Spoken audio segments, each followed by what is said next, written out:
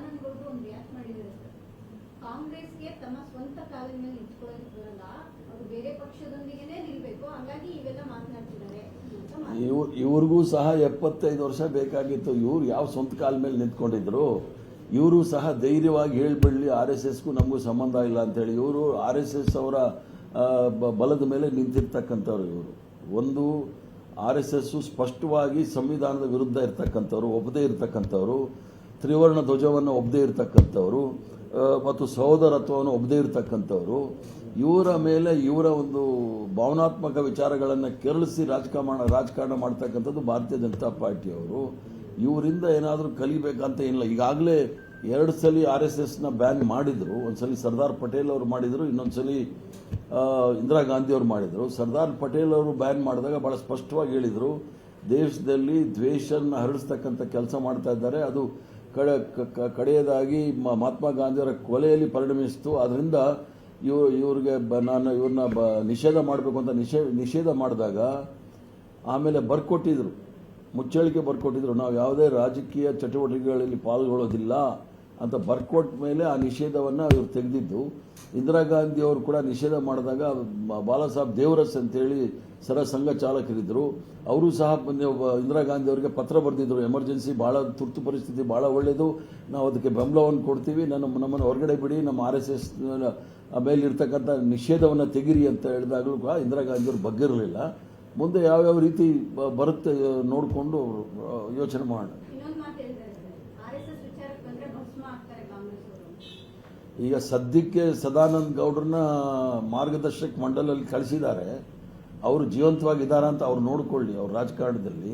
ಆಮೇಲೆ ಭಸ್ಮ ಆಗೋದು ಅದನ್ನು ನೋಡೋಣ. ಈಗಾಗಲೇ 2 ಸಲ ನಾವು ಬ್ಯಾನ್ ಮಾಡಿದ್ದೀವಿ, ಮುಂದೆ ಅದೇನಾಗುತ್ತೆ ನೋಡೋಣ. RSS ಅವರು ಈ ದೇಶವನ್ನು ನಡೆಸಲಿಕ್ಕೆ ಆಗೋದಿಲ್ಲ.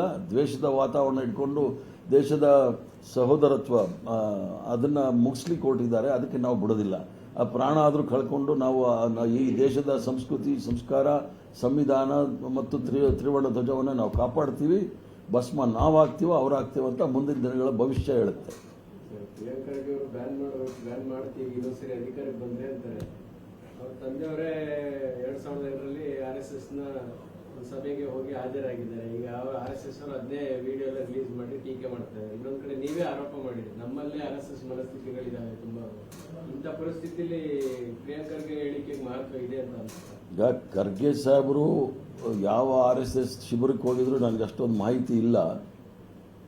ಆದರೆ ನಮ್ಮ ಕಾಂಗ್ರೆಸ್ ಪಕ್ಷದಲ್ಲಿ ರಾಹುಲ್ ಗಾಂಧಿ ಅವರು ಹೇಳಿದ್ದಾರೆ ಸ್ಲೀಪರ್ ಸೆಲ್ಗಳಿದೆ ಅಂತ ಹೇಳಿ.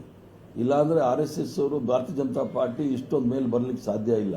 ಈಗಲೇ ನೋಡ್ತಾ ಇದ್ದೀರಲ್ಲ, ಕೆಲವು ನಾಯಕರ ಅವರ ನಡವಳಿಕೆಗಳು ನೋಡಿದಾಗ ಯಾರ ಕೆಳಗಡೆ ಕೈಗೊಂಬೆ ಆಗಿದ್ದಾರೆ ಅಂತ ನೀವು ನೋಡ್ಬೋದು. ಅದು ಗುಲಾಂ ನಬಿ ಆಜಾದಿಂದ ಇಟ್ಕೊಂಡು ನೋಡಿದಾಗಲೂ ಸಹ ಕೆಲವರು RSSನ ಕೈಗೊಂಬೆಗಳಾಗಿದ್ದಾರೆ.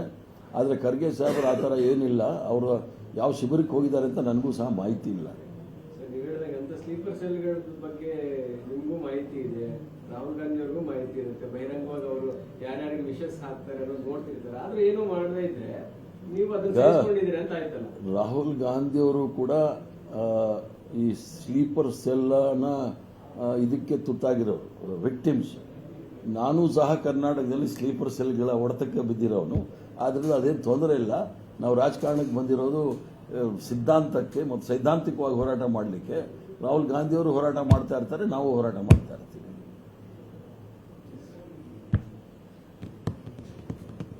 ಮೀಸಲಾತಿದು ಸಮೀಕ್ಷೆ ಸರಿಯಾಗಿ ಆಗ್ತಿಲ್ಲ. ಇನ್ನೊಂದು ಕಡೆ ಜಾತಿ ಗಣತಿದು ಸಮಿತಿನೂ ರಚನೆ ಆಗ್ತಿಲ್ಲ. ಬಹಳಷ್ಟು ಜಾತಿ ಗಣತಿದು ಈಗಾಗಲೇ ಆಗಿದೆ, ಸಮಿತಿ ಆಗಿದೆ.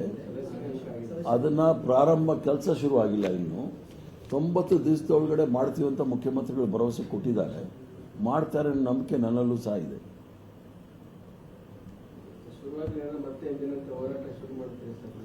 ಜಾತಿ ಗಣತಿ ಆಗಲೇಬೇಕು. ನಮ್ಮ ಕಾಂಗ್ರೆಸ್ ಪಕ್ಷದ ಪ್ರಣಾಳಿಕೆ ಇದೆ. ಅದಾಗಲಿಲ್ಲ ಅಂದರೆ ನಮ್ಮ ಹೋರಾಟ ನಿರಂತರವಾಗಿ ಇರುತ್ತೆ.